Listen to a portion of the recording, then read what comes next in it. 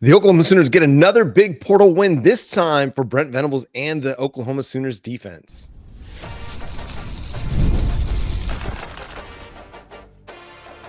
You are Locked On Sooners, your daily podcast on the Oklahoma Sooners. Part of the Locked On Podcast Network, your team every day. What's up, Sooner Nation? Welcome to Locked On Sooners, and thank you for making Locked On Sooners your first listen every single day. Shout out to all the everydayers out there tuning and subscribe to the show wherever you get your podcasts. We're part of the Locked On Podcast Network, your team every day, and thank you for making Locked On the #1 sports podcast network. He's Jay Smith of Unfair Sports. I'm John Williams of Sooners Wire. On today's show, we got several portal visitors on their way to Norman. We'll discuss that coming up later in the show, and 3 more Oklahoma Sooners hit the transfer portal. One of those in large part due to the commitment of Michigan transfer linebacker Cole Sullivan, Jay. Yeah, Cole Sullivan comes in from Michigan. He is a true sophomore, so he'll have 2 years left. But he was considered one of their up-and-coming and fast-rising defenders. And, of course, we need to add another linebacker because we don't know. Well, Kobe McKenzie hits the portal, and we have zero clue if the NCAA is going to do the right thing by Owen Heineke, which I'm going to be honest, I am feeling less and less confident that he's going to play. I mean, those 3 games in lacrosse, man, those are starting to count a lot more than we hope. So because of that, we don't expect Owen to make a return. So Oklahoma needs to add a few linebackers, not just one, not just 2, but a few. But Cole Sullivan is one that he's a pretty big pickup. 6'3", 230 pounds, all over the place. Last season, he had like 3 interceptions. He's one of those that mans the middle very well. Actually, it's funny. One of his interceptions he had on the sideline reminded me a lot of Kip when he got his pick 6 against Alabama. He just kind of slid back, saw what was coming in the flats, and immediately ran to it. Got that pick. So huge pickup. And John, we'll have to talk about this probably end of the week, if not next week, once the portal actually closes and the last players are entered. Just how well this staff, Nagy and his front office, has been picking up the players that they have made major priorities. And I mean, they're batting at a good 70 to 80% clip so far. Yeah, they're doing a really nice job. Cole Sullivan's a really good pickup. He's somebody that has production, wasn't necessarily their top linebacker or a guy that was the Kip Lewis of their team, but he was on his way to being that. 44 total tackles. You mentioned the 3 interceptions, 5 tackles for loss. Just kind of did everything for Michigan when he got into the game. And so it's a really, really good pickup. I'm with you. The Owen Heineke thing just doesn't seem like it's going to materialize unless it just does, Yeah. If it does, great. Then you've got him in the mix. But getting Cole Sullivan, a guy that Michigan wanted to come back. He entered the portal after the whole Sharon Moore debacle, and then Kyle Whittingham goes to be the head coach there. They were trying to get him to come back. He said, you know what, actually, I'm going to try something new. I'm going to go get coached by Brent Venables and Nate Dreiling. And so, yeah, it's a really, really strong pickup for the Sooners. He immediately is a starter for you, and I think he could probably play that middle linebacker spot, if not the weak side linebacker. Some of it just depends on, does Kip Lewis come back? If Kip Lewis comes back, that helps you determine where everybody lands. But I think you're right. You still probably need to add a guy, but this is a major, major pickup for the defensive side of the ball. Yeah, it is. And as y'all know, our goal is to bolster up this room as much as possible. And because the hardest position to play in a Brent Venables defense is linebacker. And so if Brent Venables is keying in on this particular player, there's a reason. And Cole was one of those that he was 1A for them at the linebacker spot. He snuck in on a visit over the weekend. No one knew about it until in the end. He's like, wait, there's a guy from Michigan at linebacker that's in town. And all right, here it is. He sneaks in, gets his visit done, rolls out. Michigan's like, whoa. We need to have a conversation. So Kyle Whittingham, his son, flies to Pittsburgh to go visit him. Then come to find out, rumor has it, Brent Venables flew out there as well to meet afterwards himself, BV. So that tells you something, he does that when there's particular players he wants specifically. And so he goes out, he goes and visit him as well. And next thing you know, we land him, which is huge. One kingdom sent the prince, the other kingdom sent their king. And that's what Exactly. locked this up. This is how deals get done. And Yeah, it is. it is a credit to Jim Nagy and his staff too for identifying the talent and kind of getting the ball rolling. And then Brent Venables just has to go in there and close the deal. That is how this whole thing is supposed to set up. We're going to talk about that.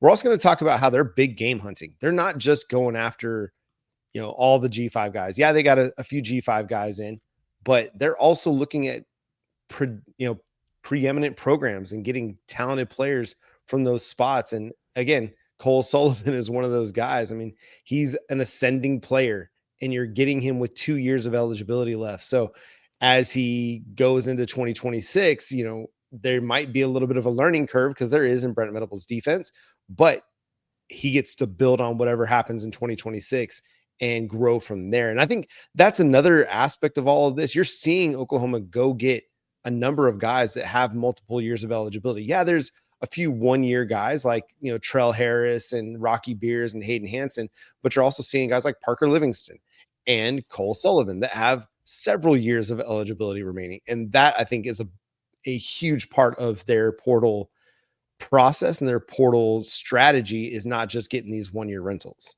Yeah.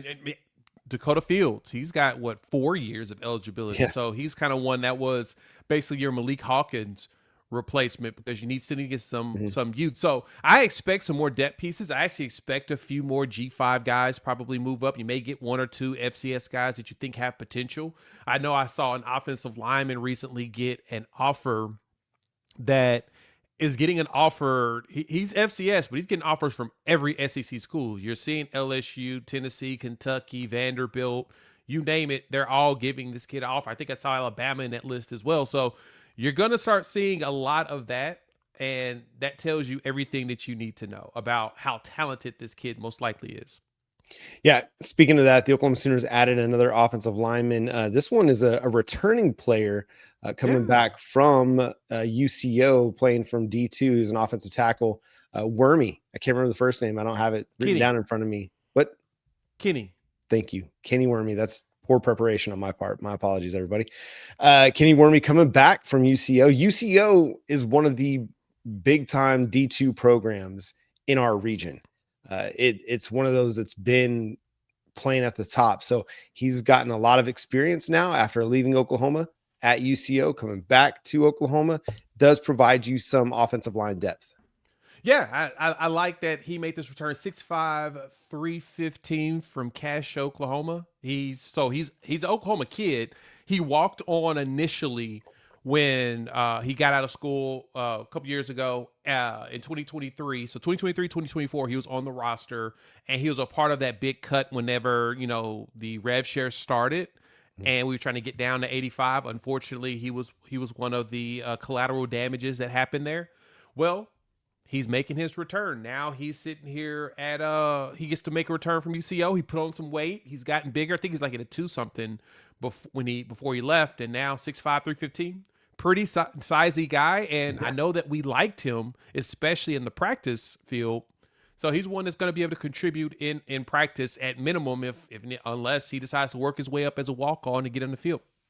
Yeah, so he's got good tackle frame now, and you need tackle depth. You've got Michael Fasusi, you've got Marion Harris or Ryan Foje that can play right tackle for you. You've got some incoming offensive linemen, but you've got to add depth, and it's going to be harder and harder to find depth because everybody's looking for offensive tackles, and you've got 2 young guys that make the path to playing time maybe a little bit more cloudy for some of those guys that only have 1 or 2 years remaining in college football. So this is a really strong pickup for Oklahoma. Again, somebody you have familiarity with, Bill Bedenbaugh does, that you feel like, hey, is on track and developing, and that's a great spot to be in.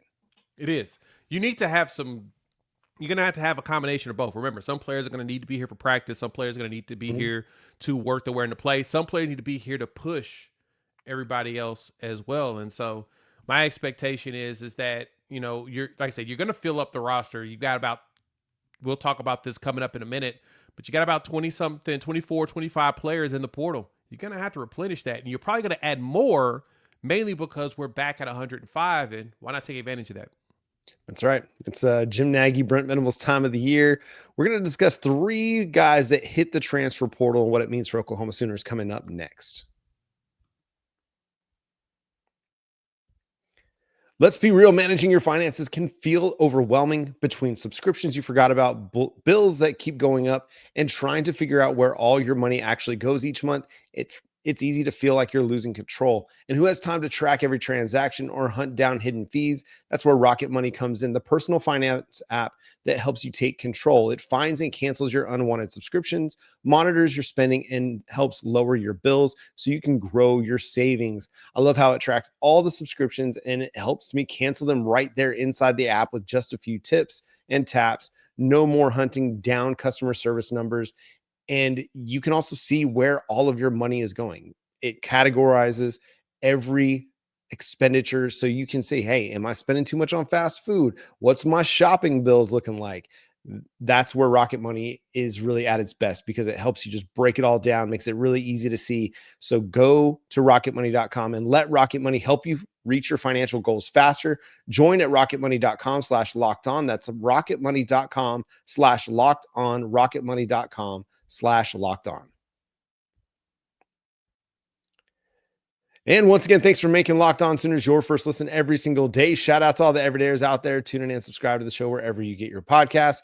And thank you for making Locked On the #1 sports podcast network. If you haven't already, go check out our new Everydayer Club. And for $5 a month or $50 a year, you can get ad-free audio access to Locked On Sooners. And it's compatible with Apple, Spotify, and every other major podcast app. And you can get an invite to a members-only Discord. It's a area and a way that you can communicate with Jay and I directly and others across the Locked On network and everydayers from around the country. Again, $5 a month or $50 a year over at the Locked On Everydayer Club. That's lockedonpodcast.com/everydayer club. All right, Jay, 3 Oklahoma Sooners hit the transfer portal. One of those came pretty quickly after Cole Sullivan's commitment got announced. That was Sammy Omosigho. We also have Zion Ragins, and we have Jayden Hardy, which was, to me, maybe the one that I was most bummed about. But let's talk about these 3 guys, Jay. Yeah, first, Sammy Omosigho. A lot of people wondering, well, why would Sammy hit the transfer portal? You have to remember, Sammy only has 1 year left of football left. So he wants an opportunity to start. And unfortunately, in the 3 years that he's played, he hasn't shown you that he's ready to be a mainstay as a starter. And we do rotate a lot of players, so we know that Sammy was going to play a lot. But from his second season, where he played 301 snaps, to his third season, where he's only played like 297 snaps, there's a good chance he'll probably stick in that 200 to 300 range in the snaps. And I think Sammy wants to get out there, get some good tape to try to go pro and get himself a good 400 snaps, 450 snaps. And unfortunately, like I said, he's been here, played 3 years. It's obvious that he wasn't going to be able to get that. And so I know they played him early. They gave him opportunity as a freshman. They played him a lot as a sophomore. And like I said, they played him a lot last year as a junior. So because he had that 1 season left, it was one of those where it's like, all right, well, let's, we're going to have to move that on. Now, the other player, Jayden Hardy, which really, it hurt for me because he is starting caliber. Mm-hmm. He just wasn't going to start over Peyton Bowen in his senior year. Right. If Peyton Bowen did not come back, I expected Jayden Hardy to be your starting free or strong safety with Michael Boganowski. Because we know Boganowski is going to start. Yeah. We kind of expected Hardy to be the next one with them, that 3-headed monster, and then Reggie Powers III running your cheetah room. But he wasn't going to start. So, and he can start at a lot of programs. Heck, he started a few SEC programs. And so because of that, we kind of expect him to do that going forward. Yeah, to me, that's why I was a little bit more bummed out about that one, is because he was your Peyton Bowen replacement, not necessarily for 2026, but for 2027. And listen, they play a lot of safeties. They play a lot of guys, and there was going to be a lot of opportunity for him this year because Robert Spears-Jennings is gone. So he would have been your third safety. There would have been a nice little rotation between him, Peyton Bowen, and Michael Boganowski. Obviously, he would probably be third in those snaps, but it is what it is. The game is the game. You can't, you're going to get some players that are going to help you upgrade. You're going to get some guys that, like a Sammy Omosigho, Jayden Hardy, are looking for more opportunities. They're looking to cash in on some of the things that they've done well and go start somewhere. And both of those are going to be able to find really good landing spots. Sammy Omosigho is an incredible athlete. He is so athletic, so fast, and he's a physical player, just ready to take that next step. And sometimes you just need a lot more snaps in order to do that. He's going to have opportunities across the country because of how athletic he is and because of his experience in Brent Venables' defense. Jayden Hardy is the same way. He's one of those guys that you think of him as a free safety, but he plays the game tough and physical, and he's kind of opportunistic as well. So I look for somebody that is looking for a playmaking safety to really come after him hard. And again, both of those guys are going to get opportunities. Shoot, we saw Marcus Strong land at Clemson. Yeah. Brent Venables defenders are going to find opportunities. It's just a matter of, are guys willing to be patient now? And I think Sammy Omosigho was 3 years and not really a path to starting in year 4. I can understand why you want to go. Jayden Hardy, maybe a little less patient. He's been here for now 2 seasons. It would have probably been his senior year that he would have had an opportunity to break out. Maybe he just wants to get more years of good starting tape. I understand that. It's understandable. Yeah. And then the last guy, Zion Ragins. Did you have one more thing to add on the guy, the defenders? No. All right. Then Zion Ragins. This was a curious one because we saw him play a lot as a true freshman because you had to. You didn't have a lot of wide receiver health. And he did some good things for you as a true freshman, but he's a smaller guy. He was going to be a little bit limited in what he could do.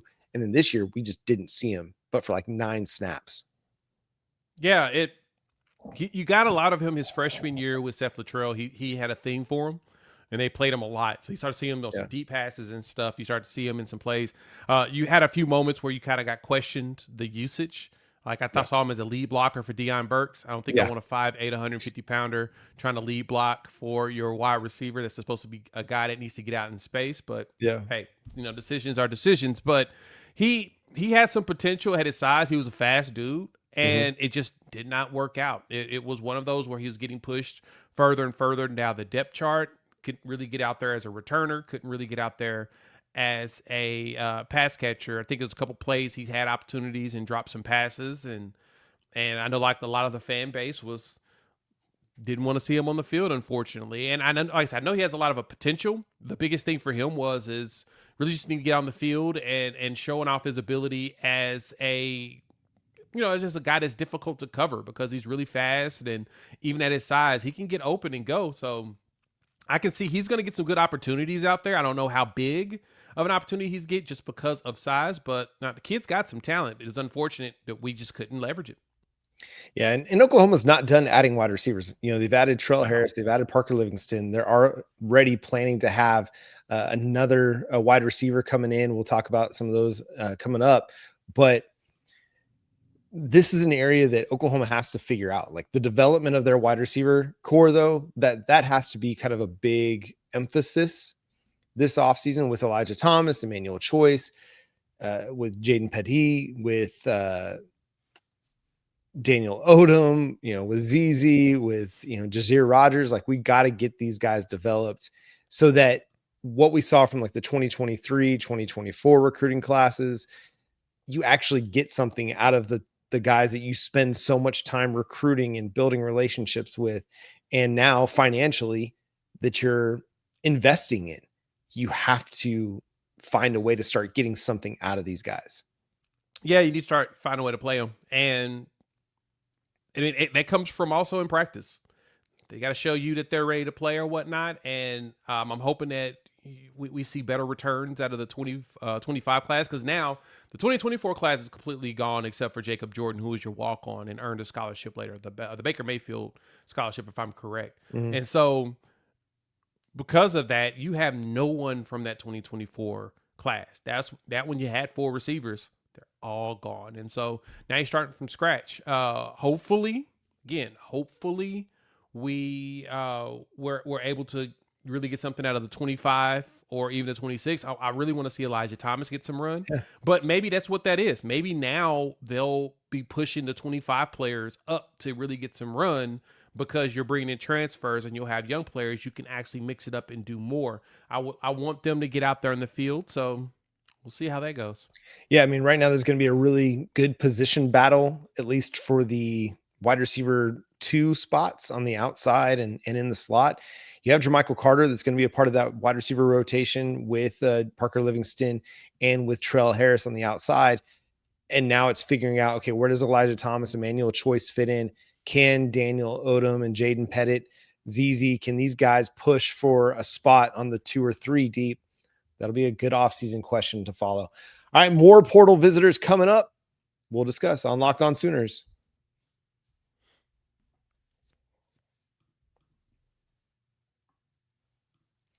Once again, thanks for making Locked On Sooners your first listen every single day. Shout out to all the everydayers out there. Tune in and subscribe to the show wherever you get your podcasts. We're part of the Locked On Podcast Network, your team every day.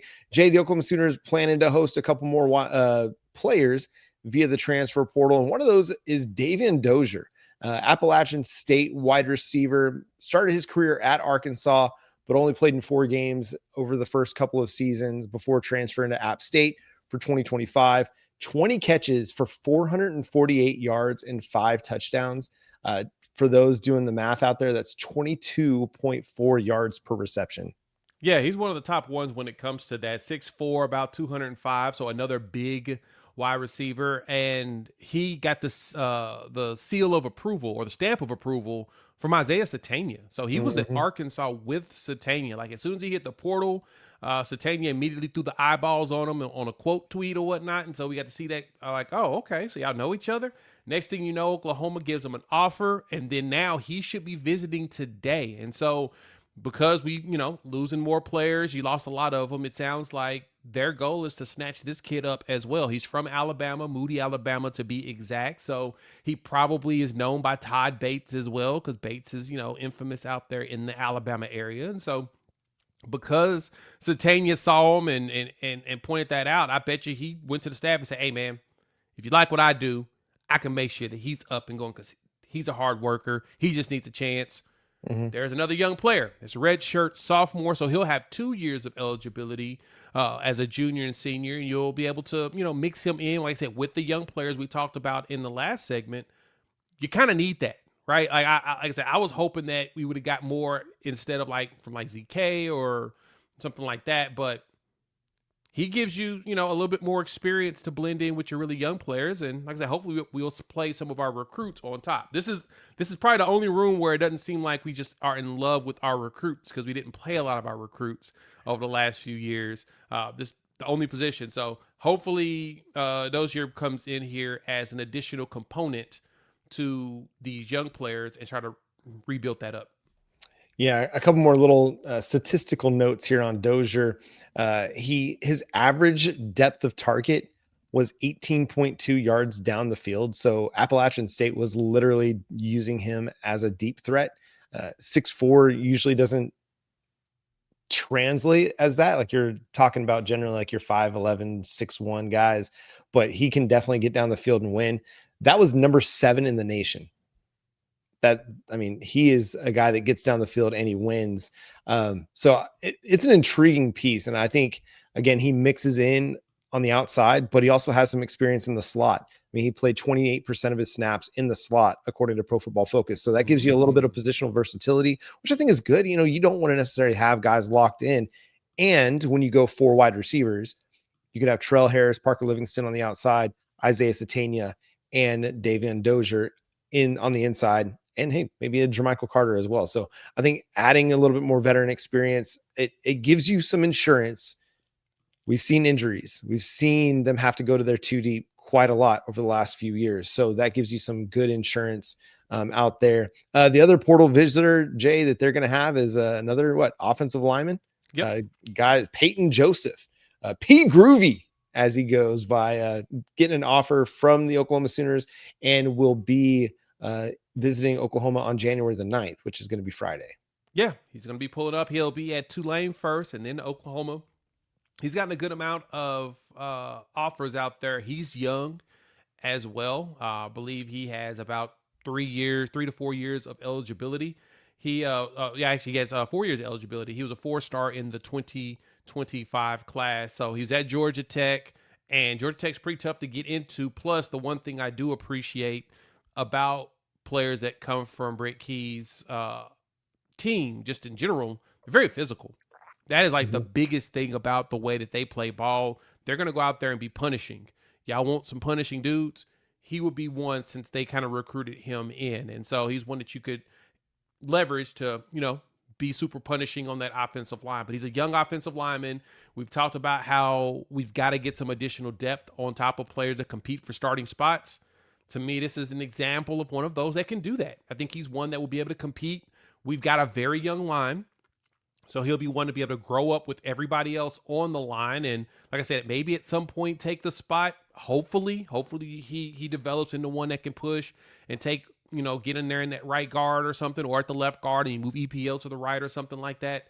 You would love to see that, but it just kind of depends on his development. I think he can also play a little bit in the middle at center also, so gives you a little bit of versatility there. Not sure on that. I think I've seen it somewhere, but I can't remember. But no matter what, you're going to need more bodies. So expect some bodies that are going to be super young, some bodies that are going to be only for 1-year rentals. Usually your 1-year rentals are players they expect to start or play a lot just because they scouted them for a while. But I expect this to be one of those depth pieces that we can leverage, and not only in practice, but potentially push to get on the field. Well, with 4 years of eligibility remaining, you've got time to figure it out. And hopefully you can get this commitment, because you do need somebody that's got some potential, and you need to just kind of continue backfilling, so to speak. You lost, Derek Simmons, Luke Baklenko, you lost Logan Howland, you lost a lot of offensive tackles. And this is one of those guys that has that potential to be at least a versatile swing tackle for you, can back up maybe both positions. I think they'll probably gear him up to do that, because you got a Marion Harris. He's going to play right tackle for you, it sounds like, based on what he told Parker Thune of OU Insider. You've also got Ryan Foje that can play right tackle. I think that would be his best spot, but it looks like maybe they're going to leverage him more at guard. There'll be a little bit of competition there between Ryan Foje, Heath Ozida. You're going to need, though, somebody that you believe has got potential and has talent that could come in and at least serve as a backup early in his Oklahoma career, with the idea that, hey, we've got plans for you to be able to start for us at some point. But you got to get them in. You got to get them in house. You got to get them on campus, and they've got to be in the system and working with Bill Beatonbow and be developing and get ready to go play football at some point. And as we've seen in the past, with all the injuries that you have and you deal with, you got to have guys that are able to step in and fill in for some of your starters at times.